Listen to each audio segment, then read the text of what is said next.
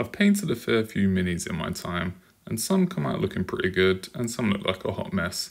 There is, however, one group of very popular miniatures that I've never painted, the Fiat 500 of miniatures, the gateway drug for many a miniature painter, the humble Space Marine.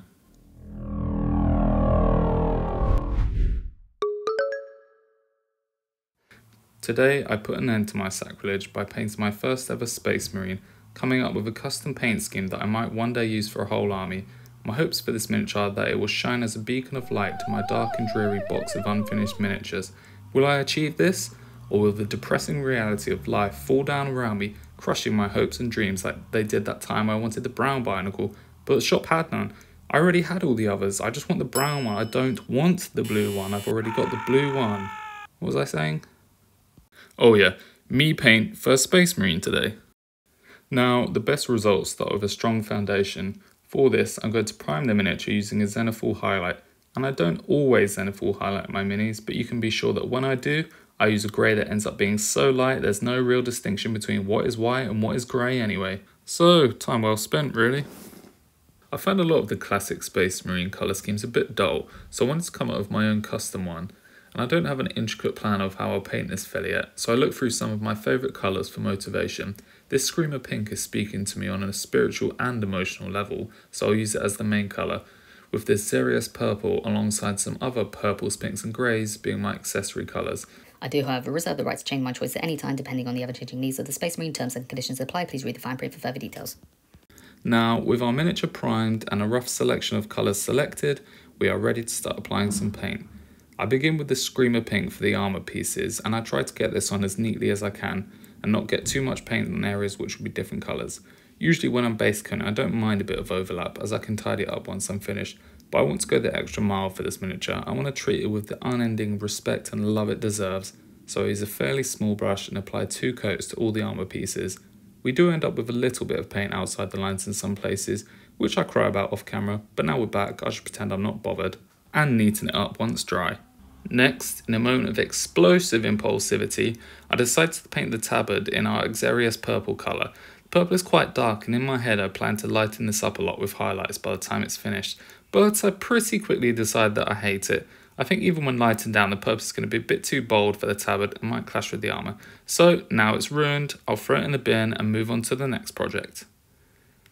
Nah, just kidding. The good thing about paint is you can always paint over it, so instead I'll give it a base coating with some Steel Legion drab, which I'll then highlight down to a much paler beigey grey / white colour later on. Crisis averted, I think. And with that small detour navigated, I finish off the last of my Screamer Pink base coats, colouring in this big boy's shield.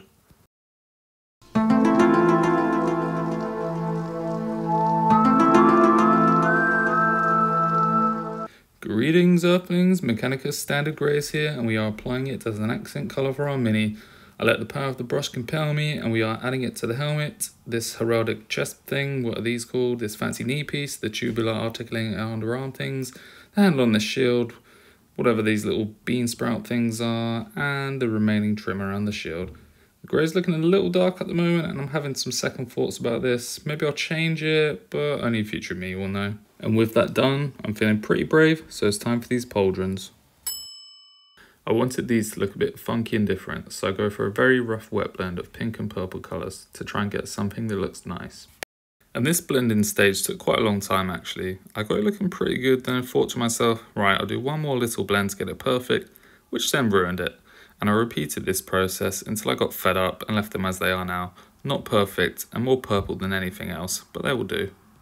I'll be painting this scabbard with the same wet blend effect, but I want to maintain the small amount of patience and sanity I have left, so I'm going to postpone that for a little while and instead work on some easier parts.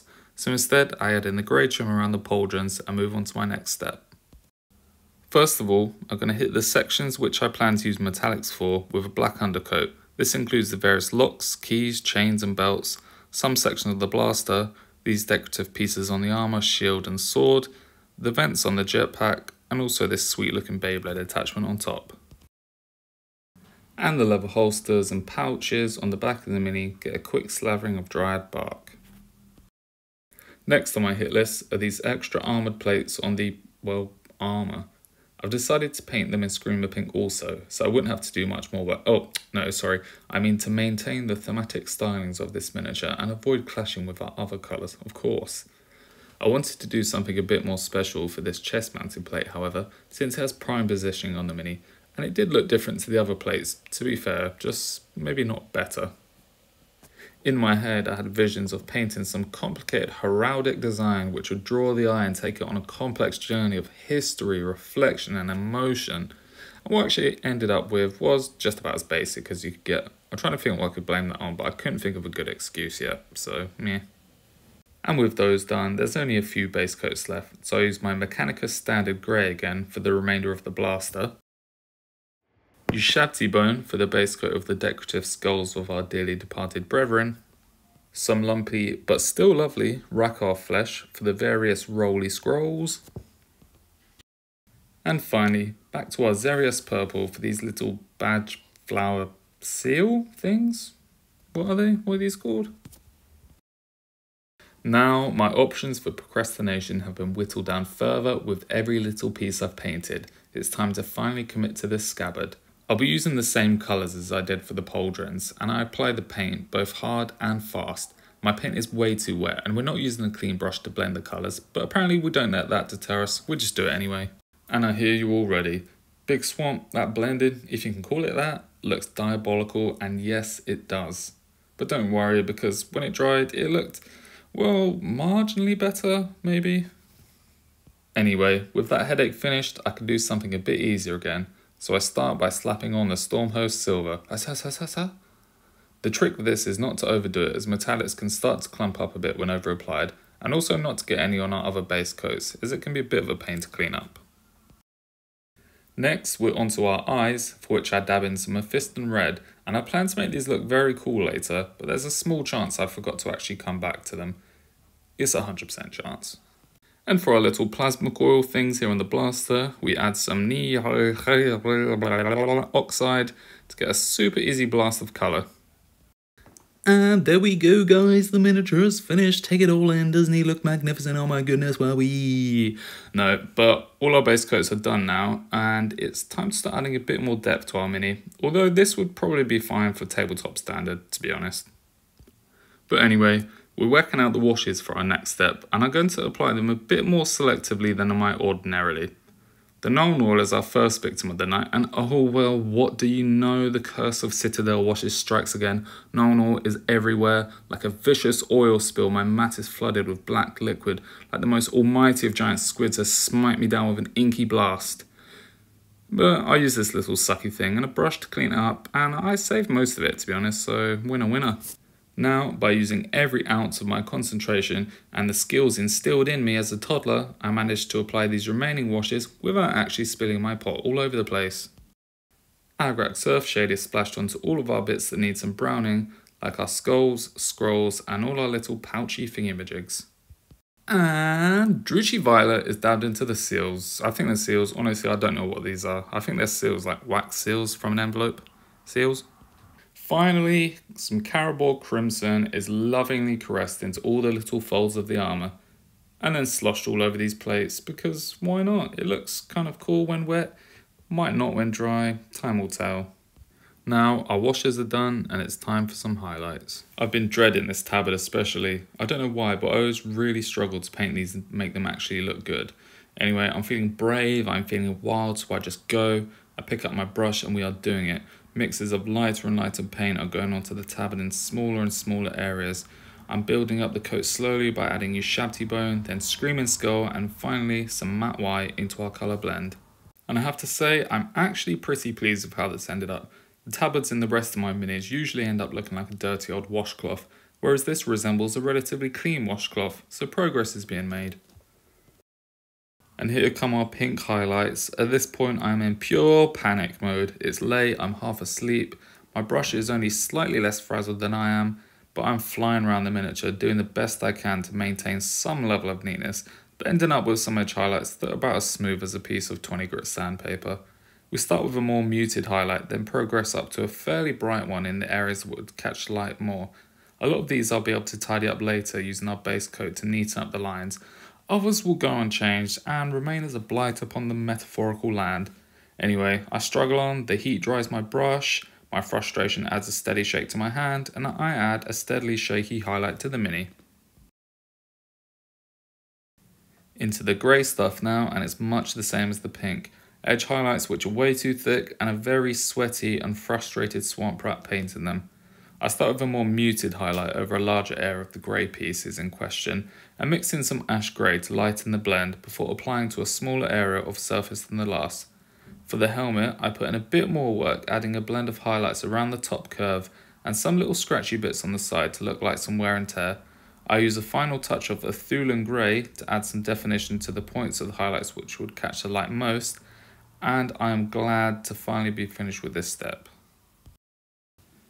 With our main ones done, we now just have a bunch of smaller highlights left to bring some more life into the Mini. We hit the skulls and scrolls with some Screaming Skull, the seals with some of our highlight mix from the pink sections, and then a rough highlight of some Steel Legion drab onto the leather holster here. I add a bit more pink into the highlight blend for our armour and bring in some Moondust from Army Painter to first make more cleanup work for myself, and then ultimately manage to form something resembling an edge highlight on the chest plate here. And I had big plans for this blaster, but instead it gets a last bit of love in the shape of a quick touch of white onto the coils here to give some vague impression of it glowing.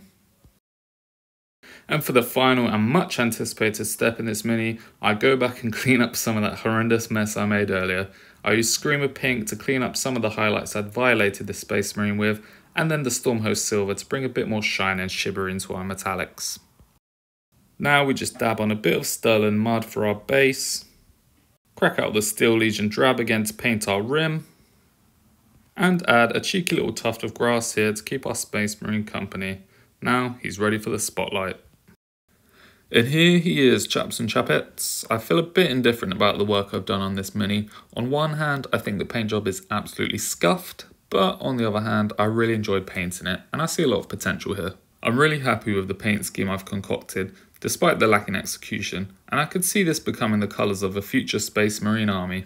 I had debated not uploading this video because I felt it wasn't anywhere near as good as the other painters on YouTube who can whip out a Sistine Chapel paint job in about half the time this took me. But it's important to remember where you're at. I painted this Mini the night before I went on holiday on the hottest day England has had for 6 million years, on a big time crunch and in a puddle of my own sweat. Maybe I'll try again a year from now and see how much progress I've made in that time. Of course I'm not the best painter in the world right now, but one day I could be. I mean, I won't. But I could be. Ooh, and really quickly, here's my absolute favourite thing about this paint job. The skull on the knee. I don't know why, but it's just really resonating with me. Anyway, see you soon.